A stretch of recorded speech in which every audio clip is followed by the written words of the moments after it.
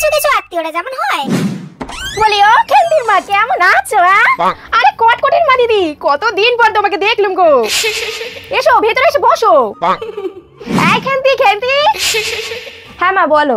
দেখ কটকটির মা দিদি এসছে। আরে খেন্দি যে কেমন আছিস? হ্যাঁ কাকিমা ভালো আছি, তুমি ভালো আছো? ভালো ভালো।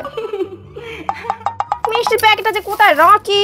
খেন্দি মিষ্টির প্যাকেটটা ফ্রিজে রেখে আয় বুঝলি? হ্যাঁ কাকিমা দাও। আরে প্যাকেটটা নিয়ে এলি কেন মা? আরে না না, এটা তোমাদের জন্য আনিনি, এটা চুগলি বৌদির জন্য এনেছি। তোমরা আমার নিজের লোক, তোমাদের জন্য মিষ্টি আনতে হয় নাকি?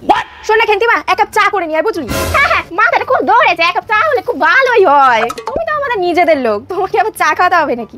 চাটা আমি আমার জন্য বললাম, আসলে এই বিকালের সময়টা না আমি একটু চা খাই। আচ্ছা খেন্তির মা, আজকে আমি তাহলে উঠি। হ্যাঁ হ্যাঁ এসো, আবার এসো কিন্তু। টাটা কাকিমা।